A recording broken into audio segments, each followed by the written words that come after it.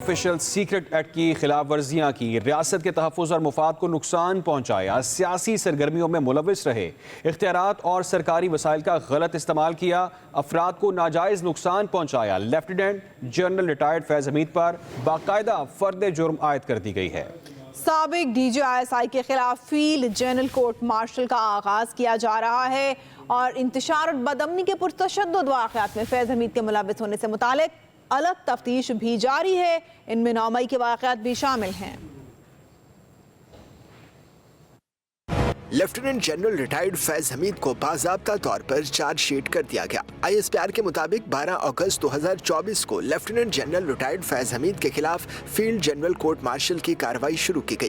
فیض حمید کے خلاف لگی چارج شیٹ میں سیاسی سرگرمیوں میں ملوث ہونا، آفیشل سیکرٹ ایکٹ کی خلاف ورزیاں کرتے ہوئے ریاست کے تحفظ اور مفاد کو نقصان پہنچانا، اختیارات اور سرکاری وسائل کا غلط استعمال اور افراد کو ناجائز نقصان پہنچانا شامل ہے۔ آئی ایس پی آر کے مطابق ملک میں انتشار اور بدامنی سے متعلق پرتشدد واقعات میں لیفٹیننٹ جنرل ریٹائرڈ فیض حمید کے ملوث ہونے سے متعلق علیحدہ تفتیش بھی کی جا رہی ہے۔ ان پرتشدد اور بدامنی سے متعلق واقعات میں 9 مئی سے جڑے واقعات بھی شامل ہیں۔ مذموم سیاسی عناصر کی ایما اور ملی بھگت بھی شامل ہے۔ آئی ایس پی آر کا کہنا ہے کہ field general court marshal K عمل کے دوران لیفٹیننٹ جنرل ریٹائرڈ فیض حمید کو قانون کے مطابق تمام قانونی حقوق فراہم کیے جا رہے ہیں۔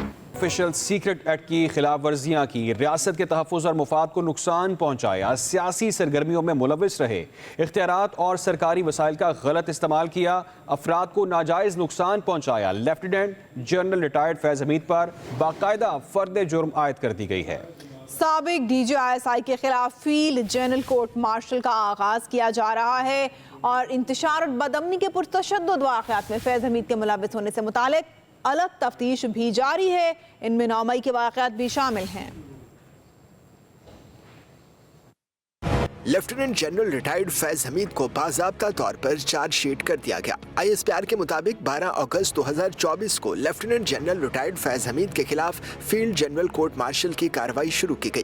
فیض حمید کے خلاف لگی چارج شیٹ میں سیاسی سرگرمیوں میں ملوث ہونا، آفیشل سیکرٹ ایکٹ کی خلاف ورزیاں کرتے ہوئے ریاست کے تحفظ اور مفاد کو نقصان پہنچانا، اختیارات اور سرکاری وسائل کا غلط استعمال اور افراد کو ناجائز نقصان پہنچانا شامل ہے۔ آئی ایس پی آر کے مطابق ملک میں انتشار اور بدامنی سے متعلق پرتشدد واقعات میں لیفٹیننٹ جنرل ریٹائرڈ فیض حمید کے ملوث ہونے سے متعلق علیحدہ تفتیش بھی کی جا رہی ہے۔ ان پرتشدد اور بدامنی سے متعلق واقعات میں 9 مئی سے جڑے واقعات بھی شامل ہیں۔ مذموم سیاسی عناصر کی ایما اور ملی بھگت بھی شامل ہے۔ آئی ایس پی آر کا کہنا ہے کہ field general court marshal K عمل کے دوران لیفٹیننٹ جنرل ریٹائرڈ فیض حمید کو قانون کے مطابق تمام قانونی حقوق فراہم کیے جا رہے ہیں۔